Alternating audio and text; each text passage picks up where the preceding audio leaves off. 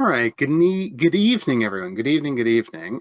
Tonight I am attempting something that I haven't really attempted before, which is we've tried before to open up our classroom and to extend what we do in our classroom to the outside world, to the world around. And so I'm pleased to do that again tonight. What I've not done before is then open up the classroom to see for an open workshop. And so this is a bit challenging, even with a couple screens. I want to be doing this and making this work so it's not terribly awkward, but you should know I'm kind of an awkward person anyway, so there's about to be awkwardness, I'm sure. Certainly tech awkwardness. This is Juno, the cat. Who doesn't quite have a conception of two-dimensional spaces yet, just a new kitten that we got. And so we're just going to see how she or he does. I don't know which it is.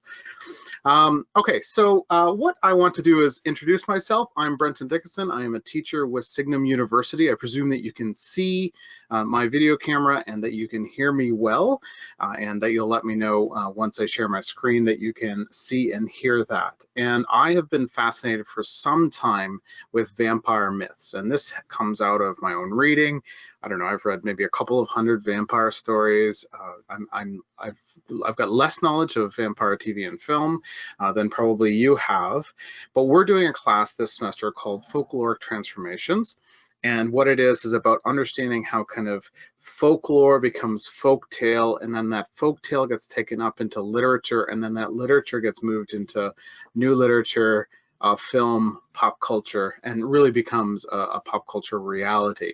So that Twilight itself, which we had an open class on last week, is actually more than just a TV show, film, book, but a phenomenon, a kind of cultural reality. Someone once asked me, you know, do you actually think that vampires are real? I said, I don't know. To quote Jurassic Park, you know, there are the blood-sucking lawyers, but I do know that the vampire phenomenon is real in the sense of we can understand it as a pop culture phenomenon. And that's what our open class session with Dr. Maggie Park last week was about. It was super cool. It has a coolness factor, as in like I walked on the set and saw how things worked in the filming kind of factor that I can't bring. But what I do know, or what I do love, is the opportunity to talk about story and to discuss story. And so that's what I'm going to focus on today, is what's at the core of the vampire myth, the mythos, the story. And I'm going to do this with you. So rather than just me lecture, I actually had originally prepared something because that's what Maggie and I had agreed upon. Rather than just kind of preparing something, what I want to do is actually throw it out to you. And I want us to do kind of a concept map. I'll share my screen to the beginning of what I am doing there. Hopefully this, can you just confirm that this shows basically a single image of blood on a white screen? If you could just confirm that, that would be great. And I've got some limitations here that I want to address as I work with miniature things. Good, yes, image of blood. Okay, so what I want to do is a bit of concept mapping that moves out from the image of blood out into the other areas. And so I have to, I'll just set the cap there. Take a sip of, you know, whatever it is that you might be drinking during a session like this. And I have my own concept map. I'm guessing what you will say. I've sketched it all out to kind of anticipate what it is that you will do, but I'm not going to show you all of that. We're going to figure it out together. And so yeah, that's right. There could be, if we get interrupted by National Security Agency, just let them know that I'm Canadian and it doesn't count. I'm not a security risk because we're all very nice and kind, and our vampires are too here. And so what we want to do is basically create this. Okay, do we have a Zoom pop-up? I don't know what the Zoom pop-up is. Okay, is there a picture there? Okay, this Zoom, Yeah, no, I'm going to leave that because I don't know how to fix it. But once we get to the point of filling this in more, I'll get rid of this add text label thing, because that's basically the instructions. I changed software at the very last minute. Now, what I'm going to do now is another bit of an experiment. We actually have quite a large class here tonight. Thank you. Welcome, everyone. And what I'm going to do now is unmute your mics and have you kind of remute them. But I want you to use the hand raising feature, and I want you to share verbally. I can also look at, well, no, 22 is not a large class, Jocelyn, but it's larger than I can normally accommodate in this sort of setting. But I want you to bring the stories that you know, and I want us to create kind of this cluster map or mind map that comes out from the idea of blood. Now, just to confirm, the way that I'm using myth is not lie or falsehood, which I think almost anybody who's a lover of literature or classical literature will know. But the way that I'm using myth is as a founding story. Okay, I'm using it as an element. It does have a kind of an element of sacred reality, but myths tell the truth about who we are as people. I know that's a very broad definition, but that's what I want to do. So this is not as limited as mythos would have been in the Greek, where we get the word, but more limited than we would have in the way we use it in culture today. So that's how we're going to use it. What does the vampire story tell us about what we believe, who we are, what's true, what's essential, what's at the center of things? That's the question. That's what we're looking at here with this experiment. Now, any experiment may fail, but if we fail together, we'll still figure out a way of learning about this, at least from a conversational point. Okay, so I'm going to now unmute all your microphones. So be ready to remute them, because we get this kind of super cool whine that happens as all the mics unmute. Okay, so all the mics have been unmuted. They're all okay, unmute all. Okay. All right. Okay. I'm going to basically, I have to do this by hand. So I'm going to unmute them there. Okay. Okay. I don't know who's not unmuted there. Good. Okay. Yeah, good. Excellent. Just getting the last couple here, just because the mass system thing didn't work. Okay, good.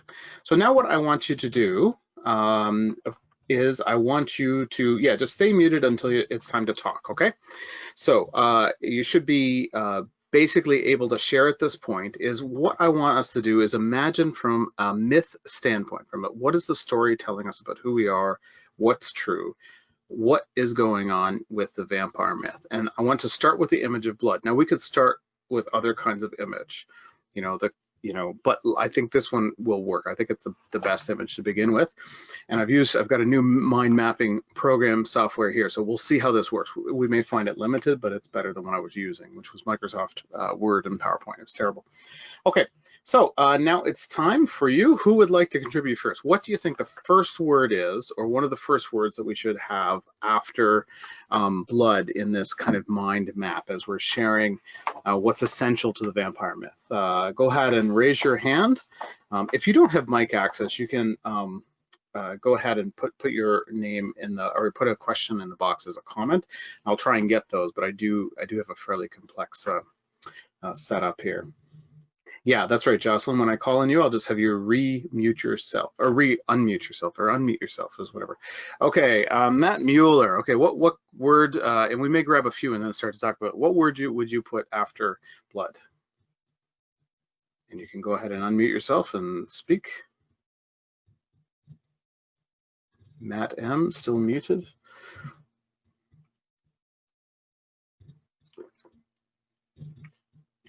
And then I see Matt D there, if you can, and then Gabriel will be third there. So, yes, thank you. This is sort of Japanesey Takako-san, isn't it? Right? Kind of. I think we actually got this at a Hyako-en store in Japan. All right, Matt, are you ready? Or Matt D, you go ahead. Matt M still working out the tech. I would add life/unlife. Okay, good. All right. So, so I guess the question, as soon as we have a box, we have a question. But then the question is whether or not unlife is like a separate piece off of life.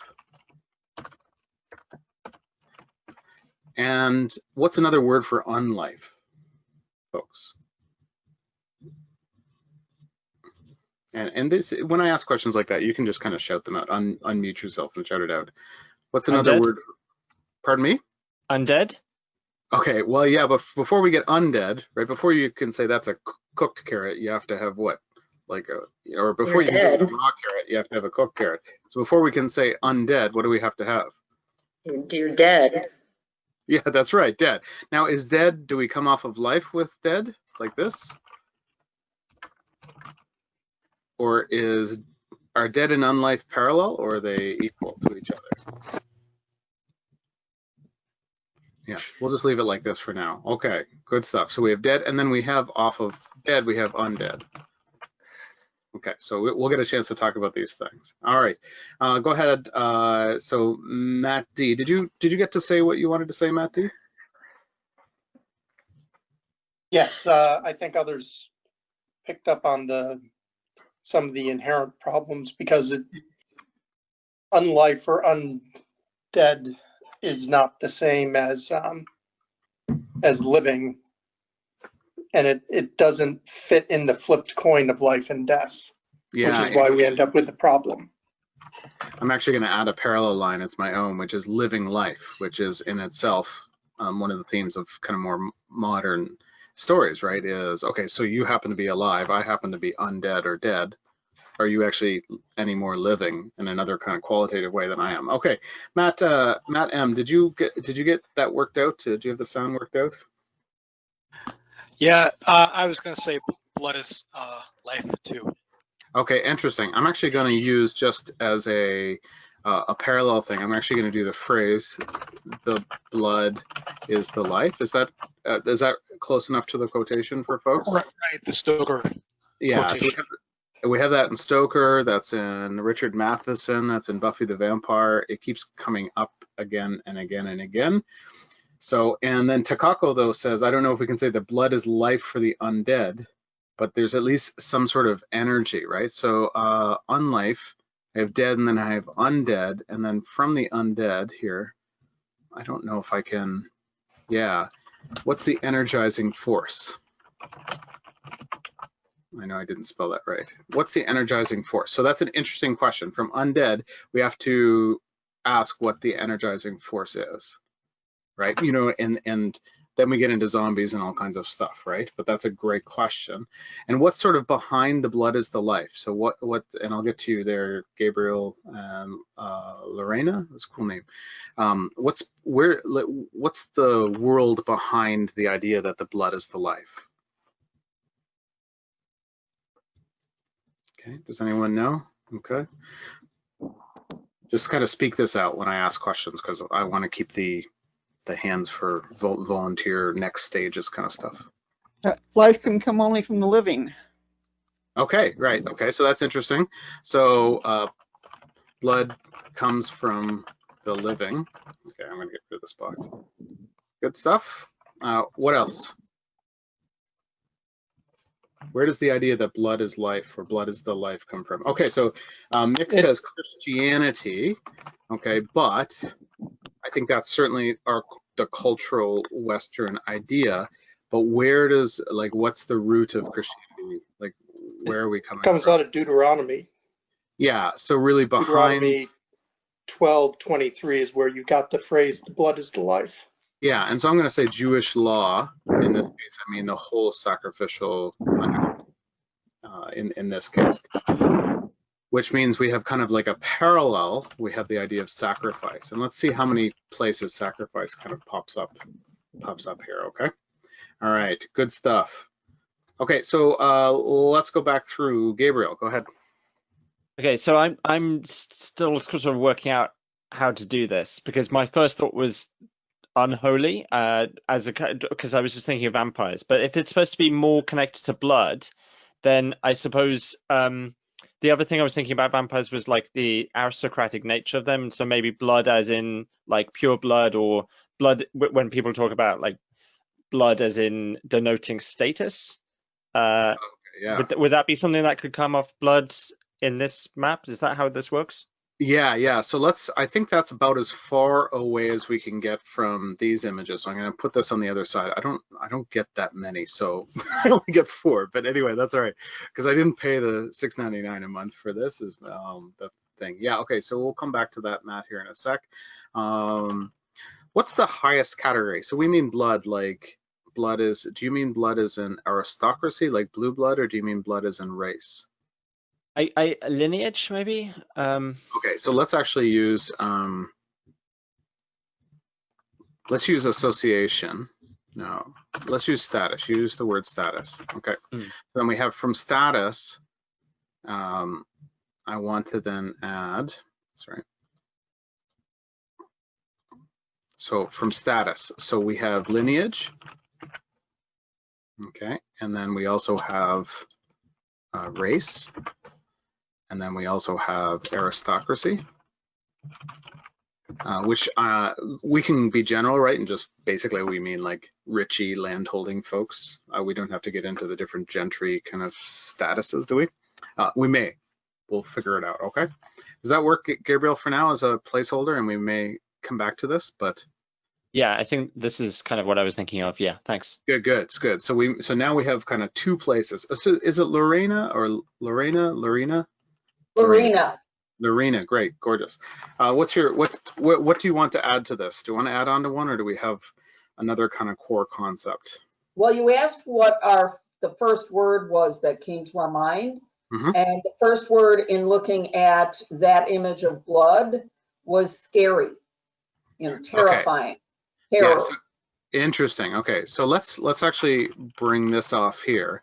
And now you're really kind of moving into what the myth does in a sense, or there's, I suppose there's humor now, but before we can get humor, there has to be this element of terror or horror. Do you mean terror or horror? Which do you mean? Terror, because I was thinking more, whenever you see blood, it's a scary thing. Yeah. Right off the bat, until you are able to either figure out, is it life-giving blood or is it life-draining blood, or what is it? But the first moment of seeing blood is scary. Yeah.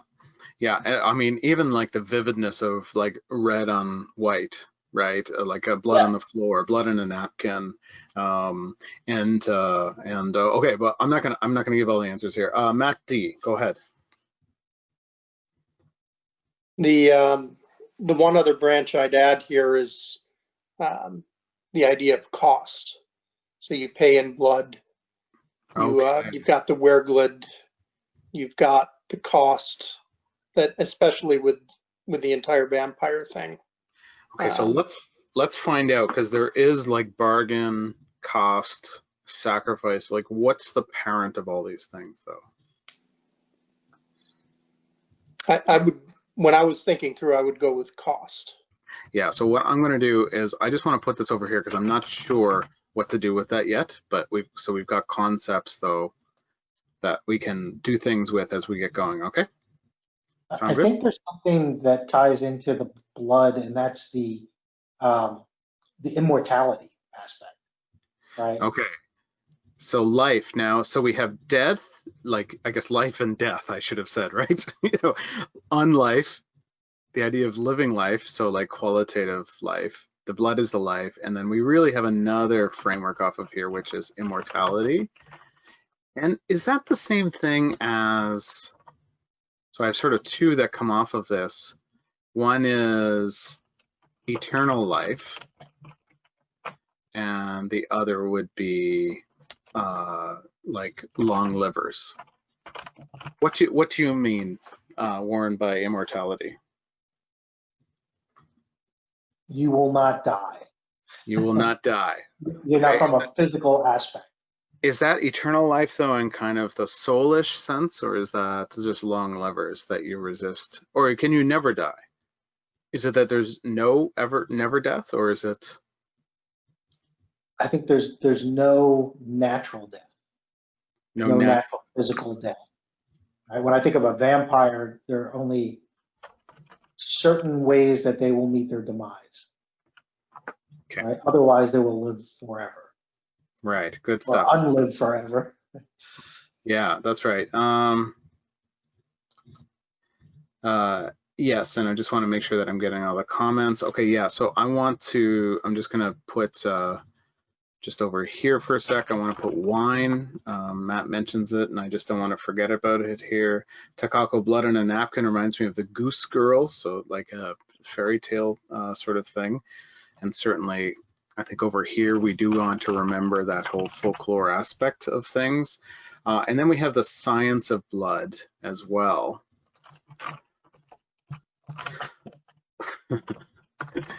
You're so bad you can't even spell science. All right, science of blood. What, hematology, something like that?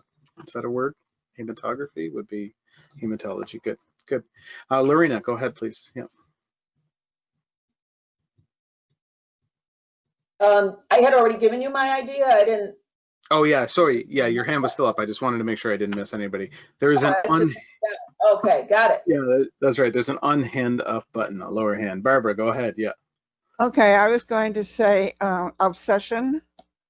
With when you go to blood and vampires, there would be a sort of obsession with it, and I had another word in there too, but now I've forgotten it. Maybe somebody else would come up with it. Yeah, and I'm trying to decide because we have that word cost, and now we have obsession, and I think we have a little bit of a cluster starting. In what do we mean, right? And what I want to do is maybe distinguish between. Oh, the other one I was thinking of was desire. Okay. Because there's often an element of desire in the vampire story, in the vampire stories. Let's start a category hunter prey. Okay. There we go. And then I want to start desire. And what was the one you said just before desire? Obsession. Those may be related or linear. And then I want to add cost here because I think there's part of the cost that's in here. Okay, good. And I saw another hand. Rachel, please. Yeah. So I was just thinking of blood in terms of vampires as food and sustenance. It's like what they eat, which kind of goes with the hunter-prey thing somewhere in there, maybe. Yeah. Oh, look at that. I can do another one. Look at that. I didn't mean to do that. Yeah. So food. I mean, that has to be part of it, right? Like it's not just the desire to eat, but the fact that hopefully they are feeding, right? But I don't know that wine kind of fits in here yet. I want to keep that teased out over on the edge because I think that's actually another element here. Oh, really interesting. I don't know what that is. Okay, Matt D, please. The thing I'd add quickly under life would be health and disease. Okay, especially with the association with vampires. I can see that it's trying to limit my number of, oh, there we go. Interesting, cool. Ooh. I'm obviously just getting to know this software here, right? So, whoops, there we go. All right, good stuff. This one's taking up a little bit of health of disease, and I suppose like we might say something like this is where hematology fits in. Hematology. I don't know how it becomes English, but I think it'd be something like that. Okay, so hematology, the science of blood. I want to get that off the screen, get it out of the way. I wonder if I can just erase this. Delete, delete, remove item. Beautiful. Remove item. Okay. Okay, good. Good, good. Matt, there we go. That's a super cool program. Jocelyn says, yeah, I just found it. It's called Coggle which I don't love the name, but I don't know. It's obviously one of the Google kind of name ripoffs in a sense. Okay, so yeah, okay, lust. Is lust desire? Is that parallel to desire, or is it an extension of desire? And for example, can we have as a parallel under desire, can we have lust and love as parallel? Right? Then where does sex fit? Is it a parallel to lust and love, or is it actually something else in this kind of setting? Okay, Gretchen writes here, in consuming blood, an idea, oh, I missed one too. Blood comes from different places, cuts, and women. Yeah, I mean, we've got to get there too. I don't know where to put that yet. Gretchen says, in consuming blood, an idea for assuming the qualities the donor, there's genetic transfer, and if blood contained life or spirit, a vital element of one's original self, that is conferred also. Yes, yeah, I'm going to just move this whole kind of world here. Oops, I can't. There we go. There we go. I'm just going to move this and give this a bit more space. Okay, so how do we connect all these things? So if blood is life, is blood also the awesome plan? Gives me more controls. Thank you, awesome plan. That's great. Does love? Is there also a sense of the unlife?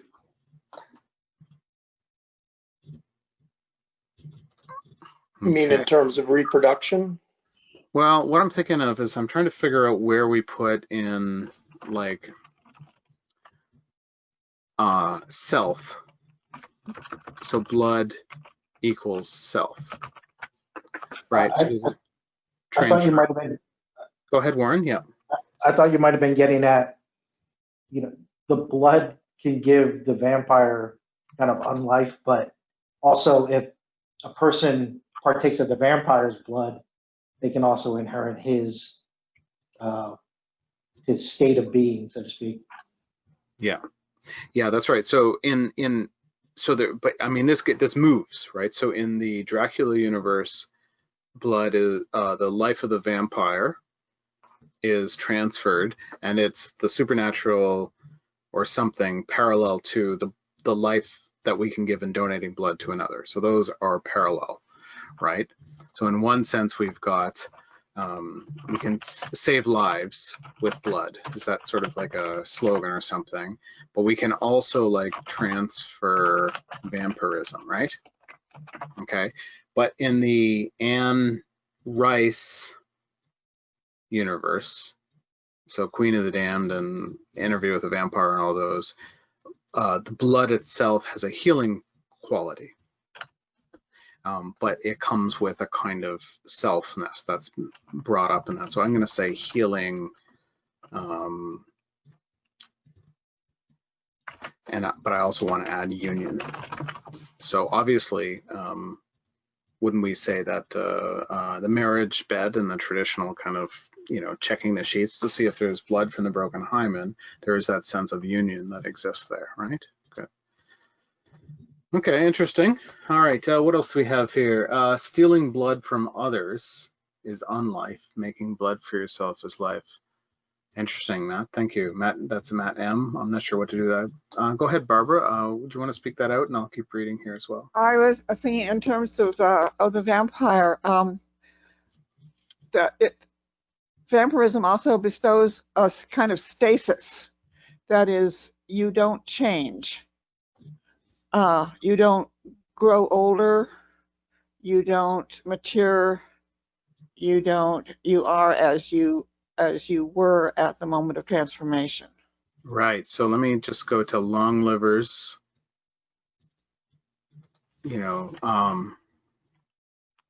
Eternal youth. Well, right? depends on when they get you. Yeah. And what was it? Vampire Lestat, I guess. Wasn't that the child? Yeah. That remained a child and she didn't like it. Yeah, that's an Interview with a Vampire. But there are other sort of child and young vampires throughout the series. Yeah. Oh, right. Yeah. It's been a long time. Yeah, no, that's good. Well, none of us are pretending to be, well, there may be a vampirologist among us, but I'm not pretending to be one. You folks are welcome to pretend to be one. So, but yeah, so I want to note here also, like a couple of other things. So with life, we have unlife and death, right? But like we also have, I really should change that to death. And then we have murder, right? There's stealing life. Takako says, don't forget about stealing life. Exploitation, bleeding somebody else's blood. Yeah, so I don't know where to put exploitation or stealing.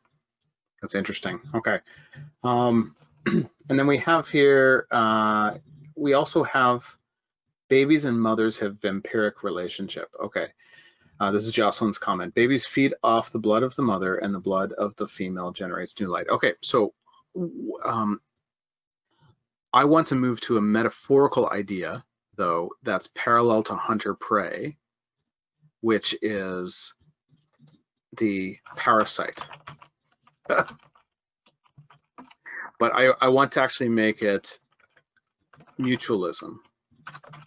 Okay, so I want to create both of them together. The parasite and mutualism together in the same sort of reality. So obviously, there's the parasite that only takes, and then there's the kind of symbiosis, which is the sharing. Okay, is that what you're trying to capture? Both those together, Jocelyn? I think. And that's quite literally still blood connected, right? So we're in this still in the same kind of hierarchy of thought, but a child in the womb is drinking blood or imbibing blood for a while, and the adult giving birth gives birth with blood. The child then draws milk from the mother, etc. Right? And some ancient vampire tales have the blood coming from the breast, not from the neck or the other parts. Okay. I was actually moving a little bit more to gender political dynamic, where when you have the vampiric relationship between the baby and the mother, that's the female being able to give life to a baby through her blood. The baby takes blood from the mother. When you put that into a male dynamic, what that does is that usurps the female potency of life giving and life creating in a way that allows males to say, but we can also create life, in lots of ways that gender political dualisms do. But that's one of the things that I think the vampiric tradition also does. So the vampiric tradition includes fatherhood in that blood exchange, but between mother and fetus or mother and child. Is that what you're saying? A male vampire can create new life with his blood. Yeah, that's right. Yeah, and so have always been able to do. That's right, and that's interesting. Sorry, was that Jocelyn speaking? Who was speaking there just now? That was me, Jocelyn. Yeah, thanks, Jocelyn. So, and of course, the word for giving birth or offspringing in like the Buffyverse is siring, right? So whether it's notice the interesting switch of that dynamic, right, that exists there, and yet there's still the exchange of blood. It's still just like a fetal relationship of giving birth, as it is in the Anne Rice universe and in the Bram Stoker universe. I take your blood and then you take my blood, and there's this exchange that exists just like a parent and a mother and a child. And then I think that's interesting. The male vampire is a way of bringing it in. Gretchen asks, is it too corny to consider status? Sorry, I just need to extend this out just a little bit. Is it too corny to consider status and that enthrallment as a form of colonialism and enforced hierarchy, but also a subversion of social order? Okay, yeah. So no, it's not corny. In fact, if you look at the academic literature, that you will find sort of colonial, post-colonial, decolonialized, and racialized readings of the vampire literature in a lot of different ways, very sophisticated and some kind of dumb ways occasionally. So how do I put this here on the map? So status, and then I want to create enthrallment as its own category, right? Because we actually have enthrallment as part of the hunter-prey relationship in this, and that's in Suki Stackhouse. She just can't be enthralled. No, I'm not like that, right? But others are enthralled. There's a kind of mystical drawing in or something that exists there. It'd be interesting whether that's meant to be mimicked by our experience as the reader, whether we're supposed to be enthralled or something. But then we also have in Gretchen's comment the idea of status, and then maybe the subversion of status, and then once we have that question, do we have things like, I don't know how to capture all this, reverse hierarchy, but we also have as a parallel, ooh, look at that, our thing, no, that's not what I meant to do.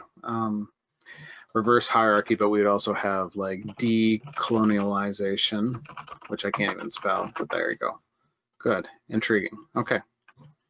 So does that capture, Gretchen? Does that capture the kinds of things that you were doing there as well?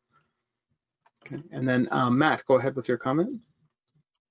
Just to add into that area, you've got the analysis that people do about how there's a Northern European, Southern European divide, where it's always the dark Catholic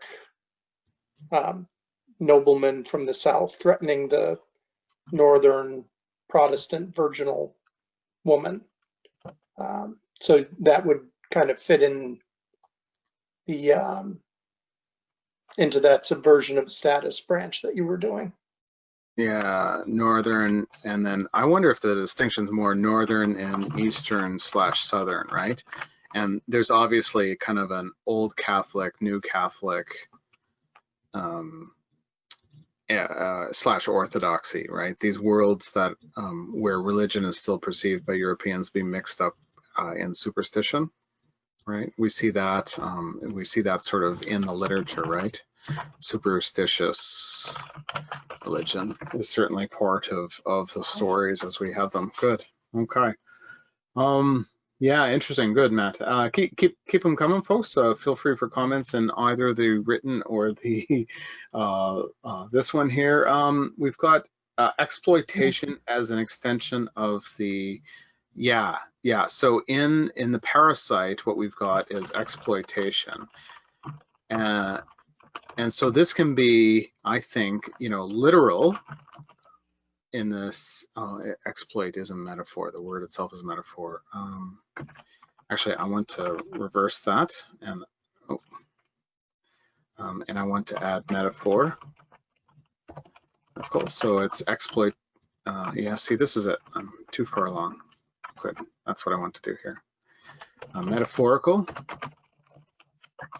I'm learning how to use this program, okay? Exploitation, right? And then we actually have, of course, a quite literal blood taking, or other fluids. It could be other fluids, or yeah, go ahead, please. Yeah. I wanted to go back to the idea of to the concept of murder, as opposed to as paired with siring or fathering or mothering. Because in most of the vampire stories, new vampires are not created whenever the vampire feeds. The prey is killed.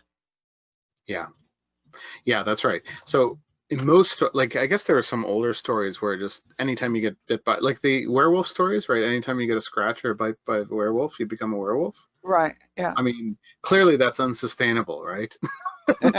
We just be filled with werewolves all over, and so there's that, so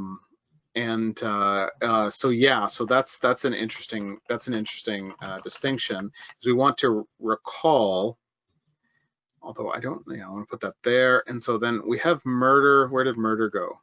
Murder. It's right there. Yeah. Right, and that's the, but I would also like, we also just have like, not murder, but contra, we have like feeding or grazing too. So Yeah.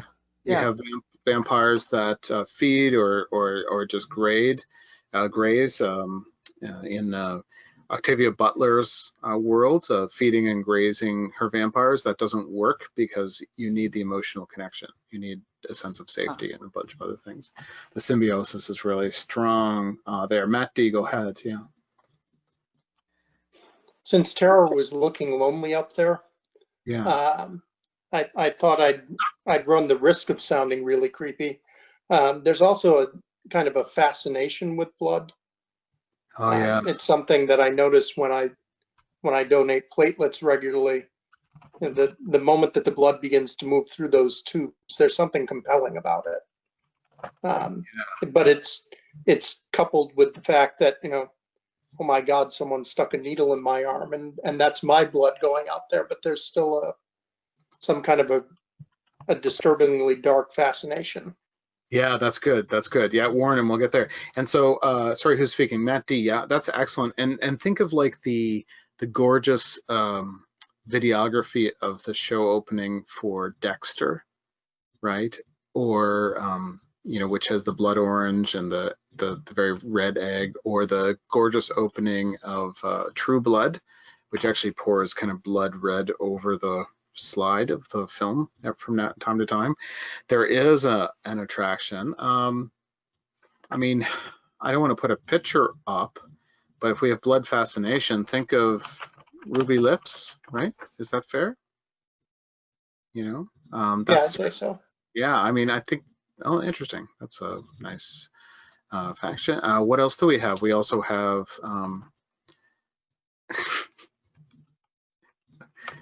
hymen fascination, right? Virginity, fascination with virginity, right? That exists in culture. There, you know, the blood, that's the fascination of the newlywed kind of reality or something like that. Unnaturally ruddy cheeks. Yeah, Someone who is very pale and suddenly show up looking very healthy. Yeah, rouge. And then of course, yeah, that's right. With the terror, we also have the vampire warming up, right? Or rouging after feeding, right? Right, which is has its own kind of creep factor. They're creepy when they're pale, but it's almost it's scarier, you know, when they show up red, right? When their cheeks are flushed, that means that, yeah. Go ahead, Cynthia, please. Yeah, and I means look for the body. Yeah, that's right. Go ahead, Cynthia. Yeah. Oh yeah, I think my hand went down. No, I was just looking at larger categories. So it sounds like when you talked about fascination, you're putting them in, especially with the TV shows, more of violence and sexuality. I think there's those two big fascinations, right? But then a lot of this comes underneath it, what you're writing. Yeah, that's right.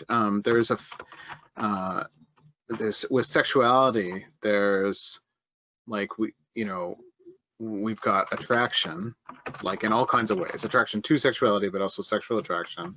But we also have unhealthy fascination, right? Which I want to link down then below to obsession, I guess. And then violence within. That's certainly a part of the more recent things. But then we also have, oops, I'm gonna, oh, yeah. Learning all the shortcuts is tough. And then, but we also have, what was the other thing? Violence as a category in and of itself. But this is all the way through. Like violence is kind of like, here we have on the status. I mean, isn't it kind of an interesting question if we talked about like systematic or systemic violence, like systemic violence, right? Violence that's built into the categories that we have, framework operations. Big conversation, I think, right now in the Western world is what's built in to our categories, to our policies, to our relationships, to our expectations as people. Okay, Jocelyn here, going along with vampires as the typical wealthy and powerful. DT their long lives. I actually don't know what DT means, but I know cool people would know what that meant. I just due to, yeah, of course. Due to their long lives, so they can live in social structures where it's politically and economically dependent population they can feed off of, right? Okay, so here, down here, where we have my screen is getting a little big there. Here, look, I'm getting good at these shortcuts. Okay, so here we could do symbiosis as economic, right? So that there's a sharing that exists between the two. We see this in Bloodchild, Octavia Butler's Bloodchild. But in the taking, there is also an economic, I'm going to use the word grazing, is that okay? But it's basically a capitalization. And that fits with the long living, the long livers here, right? Your investments tend to pay off. Right? You know, Lestat goes into the ground for 40 or 50 years, and guess what? You know, he rises wealthier than he ever was before. But then over here, we have on these categories, I want to add a kind of economic, I know we have it over on the right, but in the below, economic, I don't know what you would call it, manipulation or something. I mean, economic power, I'm just going to use because that covers a lot of cool things. All right, thanks, Jocelyn. That's good. Barbara and Cynthia, hands up. I just want to make sure I don't miss you. That may just be from the previous thing. But if either of you have something to add, go ahead.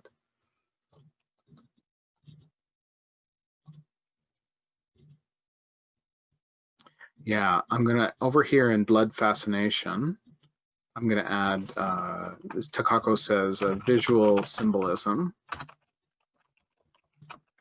Right, and think like the red apple, like in the Twilight book, the red apple, you know, the Eve kind of stuff, right? Okay, so here is, I think we need to kind of, go ahead, Cynthia, if you have a comment there. But I want to push back to, as well, into some of the stuff here. Okay, so I have this word sacrifice over here. We have Jewish law. Okay, but we also have beyond, I don't know where I want to put this, health and disease. I don't think it's in the right spot. I want to put it, oh, look at that, that's cool. Okay, I can't do that. Just gonna put that up there because it kind of fits a little better up there. All right, that's not terribly elegant looking line now, I know. All right, but here in, you know, we have the image of sacrifice. If I say the word sacrifice and blood and you're thinking in religious mythology, what's an image that comes to your mind? What are images that come to your mind? And go ahead and speak out because we're clearly not interrupting and galloping over each other. So.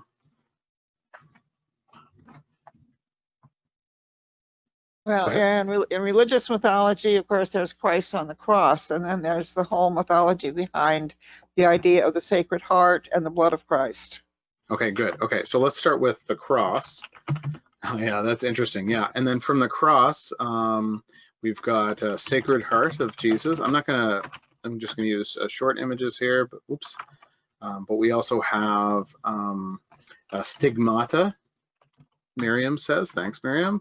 And then, oops, what happened to, ooh. I don't know, is it, I'm going off the screen, is that what's going on? Stigmata, there we go, Sacred Heart. Okay, and then the blood of Christ. Of course, as soon as I say the blood of Christ, what do pop culture people say? Right? The blood of Christ compels you, right? Yeah, we have, you know what I mean. Okay, good. All right. What else do we have? Yeah, we have the Holy Grail. But that actually, I'm going to back up because before we get the Holy Grail, right? What do we get? We get Eucharist, right? We get the communion, we get the Lord's Supper, whatever phrase that you want, and then from the Lord's Supper, we get like Holy Grail images. What other images do we get from the Eucharist? Which, just to put it in context, the Eucharist being kind of a, Eucharist being kind of the Christian appropriation of Passover imagery brought into the cross experience and then lived out in community. And I hope that people know that when I say, I've said from the beginning, when I say the word myth, I don't mean anything negative, right? So when I speak of religious stuff, I'm not denigrating that. I'm just trying to describe the thing. Yeah, I don't know where demons go, Takako. Let's just think about that in a moment here. Okay, go ahead, Carla. Yeah. In the Levitical laws, the sacrifices were actually to sanctify the space, and so it's almost like it's a dedication to whatever deity or being that you are like sanctifying it to. Because if you study like paganism, it's the same sort of idea. It's creating, when they have this blood sacrifice, it's creating a space where you can have that communion with that other being.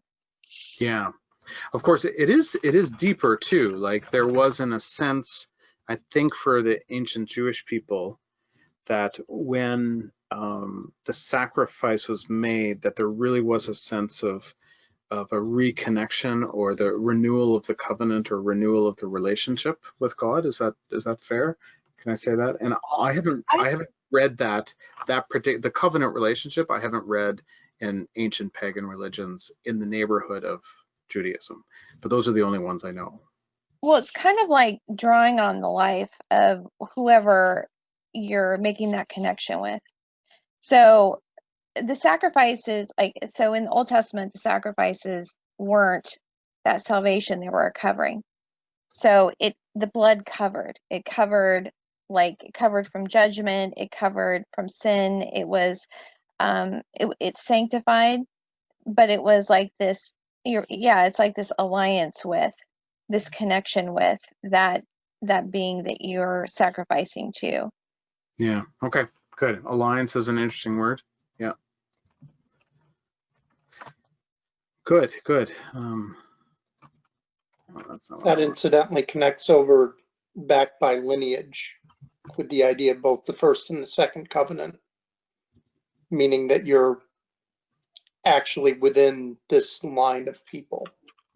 Oh, interesting. Yeah, I'm going to put alliance over there too, but there is the word that's used is seed, or as the Christians take up the idea of new covenant, the word, the Hebrew and Greek word is seed, not blood in the kind of the sense, right? So all are children of Abraham, not by blood, but by baptism, basically, right?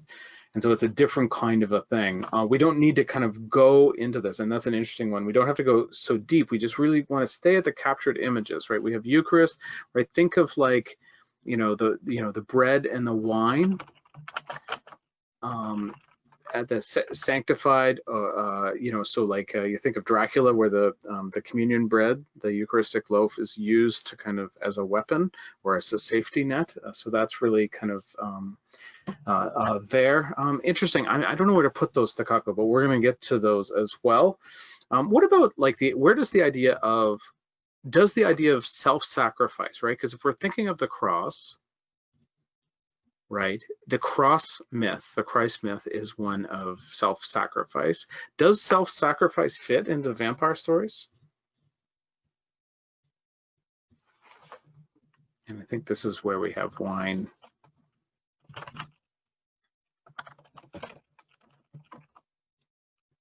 The Spear of Longinus. I've heard the phrase. I don't know what the Spear of Longinus means, but yeah. Do you want to tell us, Matt? So, I know you don't have, your tech isn't perfect there. Right, the Spear of Longinus. Longinus was a Roman soldier who is the guy who stuck his spear. Correct me if I'm wrong, anybody, but he stuck his spear in Christ when he was on the cross. Yeah, I see. And that spear was carried. It's a matter of Grail legend. He carried, Joseph of Arimathea brought it to England to. It became a part of Arthurian legend, I believe. Yeah, sure. No, of course, Dan Brown thrillers. That's good. So my question here, and this could be off the crosser, is the question of self-sacrifice. Do we see this in the stories? Yeah, Takako, yeah, I think thousands of years later, people do misinterpret the religious imagery. Where does self-sacrifice, and this is the thing that I find interesting about vampire tales, is that the question of like, I don't know, if I wake up, I find I'm a vampire, like, wouldn't the ethical thing be for me just to die? Right? Shouldn't I just die so that I don't harm others?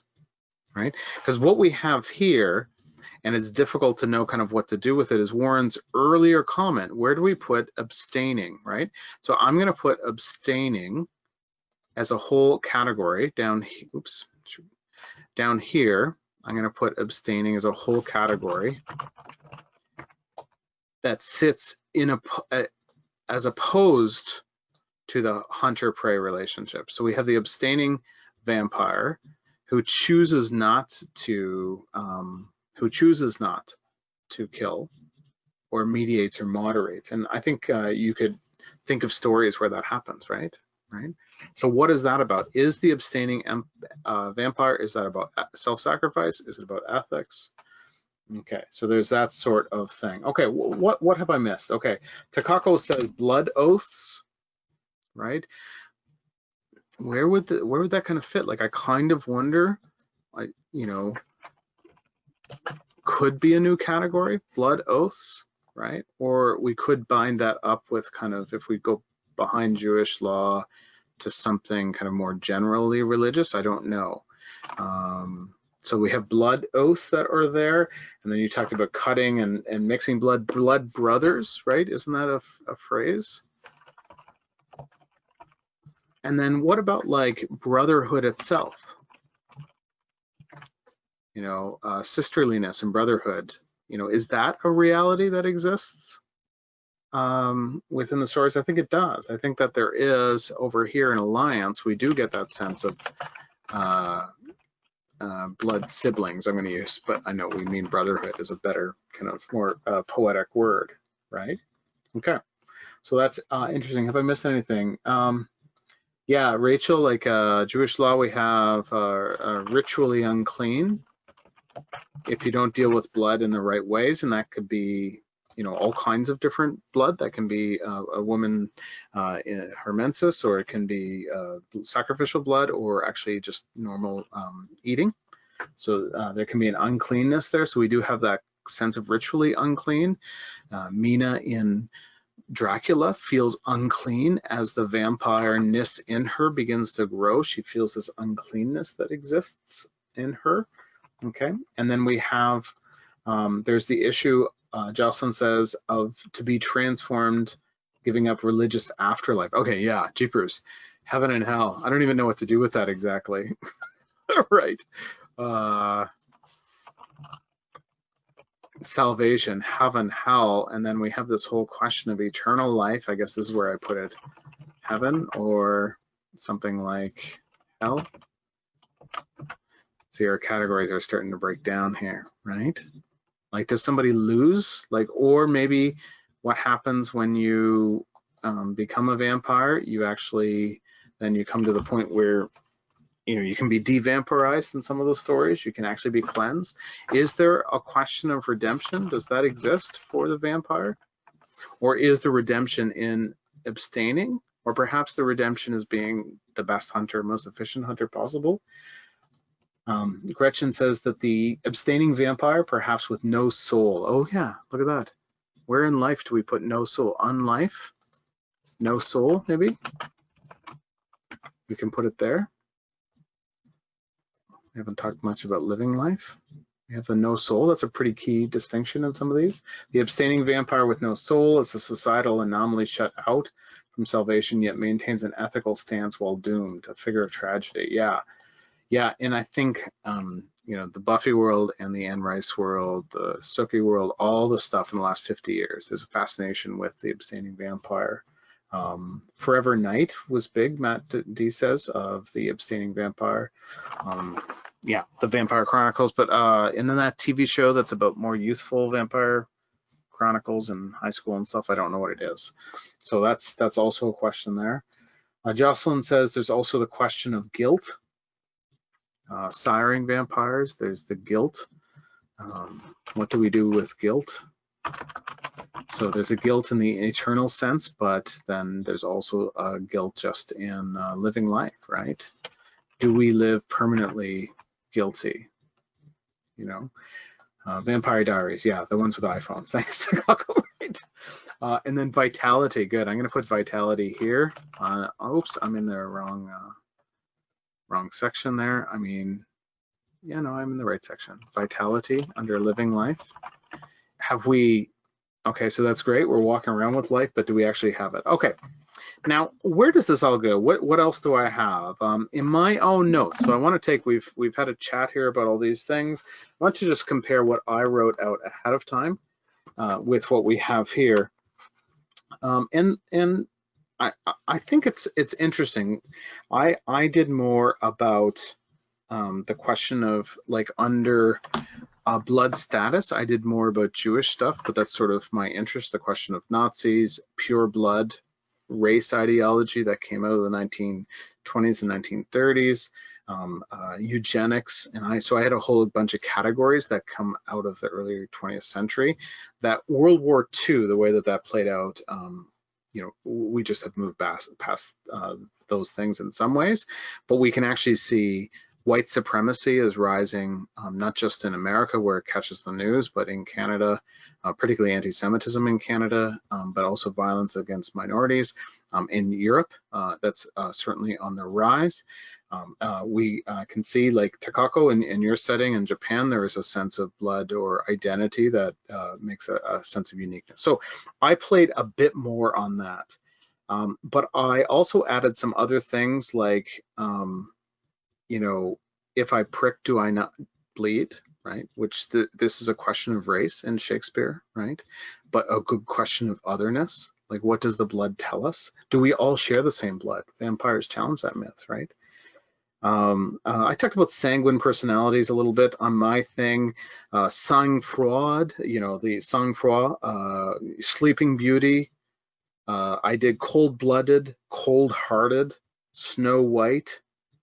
Joseph sold into Egypt with blood on the cloak. So I did more of those kind of story-like things, fairy tales, Bible stuff. I've got more on the religious stuff, which you can imagine for me, but you actually captured almost everything I had. I added the word sacrament and sacramentality, satisfaction, which is part of the sacrificial thing. And then there's in the Christian concept and the halakha concept in Judaism, the idea of being a living sacrifice in a sense of living out, walking around the way of life one chooses as a kind of sacrificial love. So that exists there too. And I think pretty much all the stuff, I have a little bit of pain. What about bloodletting? Right? Have you thought about that? Bloodletting as a cure, right? And then now blood transfusion as a cure. And Cain, the murder of Cain, the blood cries out from the ground in Genesis, up in this kind of murder section there. Taboos might be interesting to think about as I think it was Carla that was trying to push us out and imagine past kind of the cultural religious things that we already know. What about bloodthirsty and all the metaphorical vampires? We could have talked about all those, like the blood-sucking lawyers and everything exact there. And then, I don't know, mosquitoes. Like we see cats and wolves and vampire bats, but never mosquitoes. Why is that? Just not mythic enough, the figures, you know? We have Diane says, Elizabeth Bathory, it was believed that she bathed in the blood of virgins to retain her youth and beauty. Yeah, I read that story recently. That's intriguing. Bloodletting is also a vampire-themed album by the band Concrete Blonde. There you go, Matty. There is a callback reference on pop culture there. Mosquitoes transmit the bacteria in I Am Legend, Matt. Okay, good. Yeah, right, because that's a blood-sucking kind of thing. Like, but the mosquito doesn't have the same kind of mythic quality of the vampire bat, right? Which we've named after the vampires. Okay, I think that covers like basically what you guys did was what I did, but more, and certainly much more diverse in thought. And I don't really want to you know, the mosquito images in the Vampire Princess Mew anime series, Matt D says. And so what I wanted, just so my family's come to visit the cat, so there's the cat was sleeping beside me there. All right, so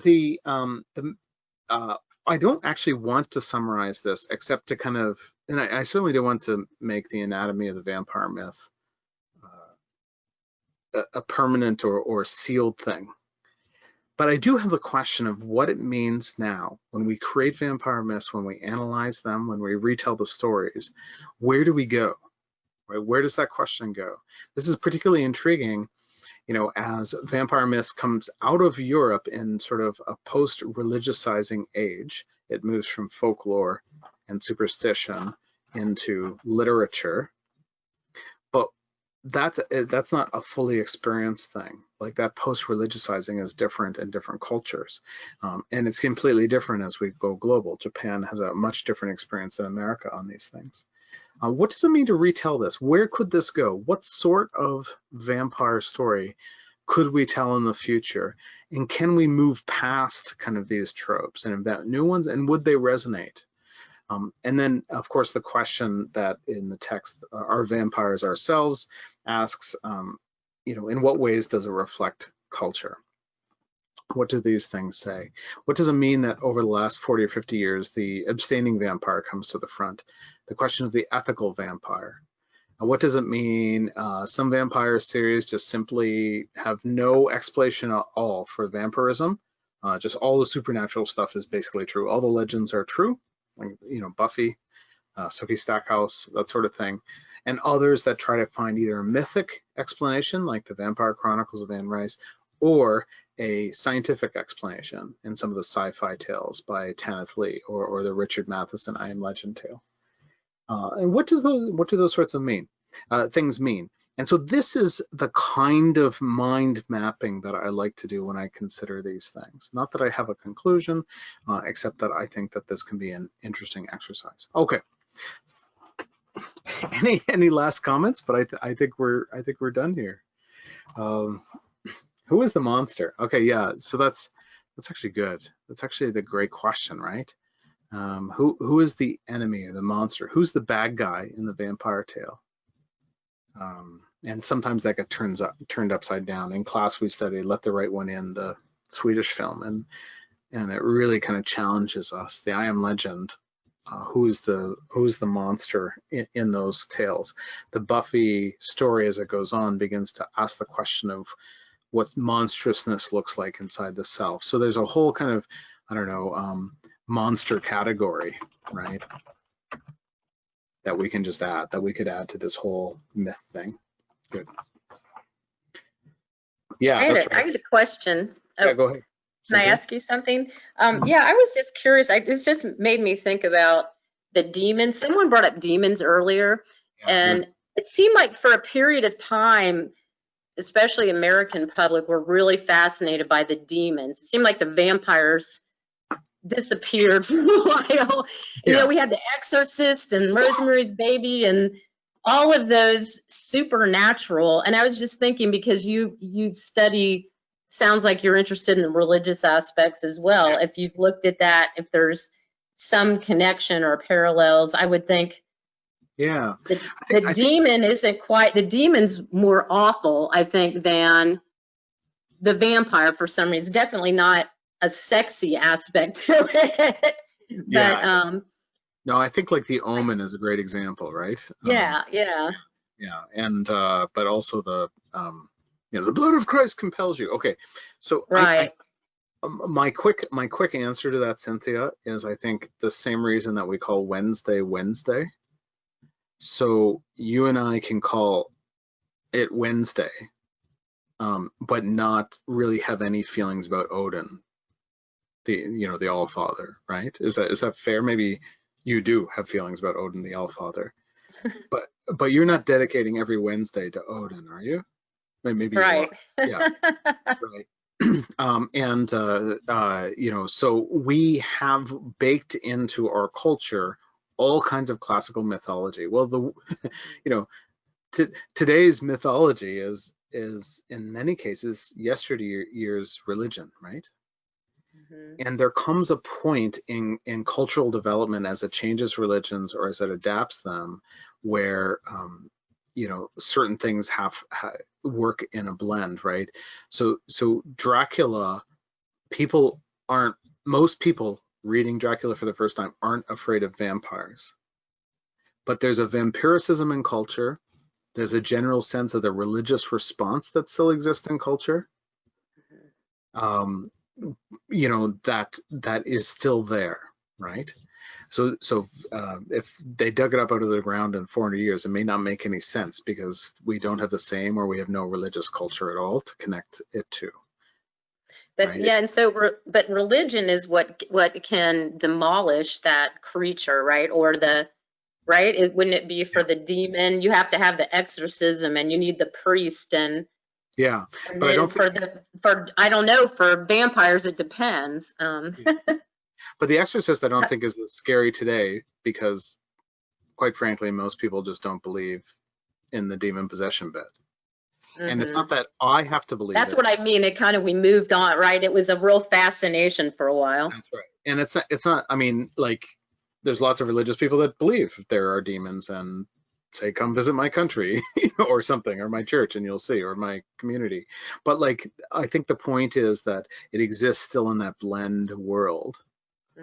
And so now, so I don't think we can have that same response kind of like later on, right? Like, it's hard to take the fairy tales seriously sometimes, just because they're asking too much of us. I want to throw one more thing out here because I don't think, I don't know, I didn't even think of it earlier, but it has to do with how it's the emotional vampire. Yeah, sure, yeah. And just an image that I remembered right now. Yeah, and I've got metaphorical down here, but the emotional vampire, the bad boyfriend, or maybe bad spouse or something. I also added, without telling anybody, the kind of soul taking, like sort of the Death Eaters of Harry Potter, that sort of vampirism exists. So there's all kinds of things we could do there. Yeah. So I think this goes, that we can kind of keep going and going and going about this. Thanks, Serena. We have, does a vampire perform any social cultural functions that a sin eater might? No, that's a great question, Gretchen. You know, the idea of, I don't know, was it the Welsh legend of the sin eater or something? Somebody cast out in culture that takes sin into himself for the rest of the tribe or the group or something. Is that what you mean? I think so. And then, I don't know. Yeah, maybe the vampire does that. I don't know. I think the whole question here under status, you could add the question of, you know, outsider, outsider, insider.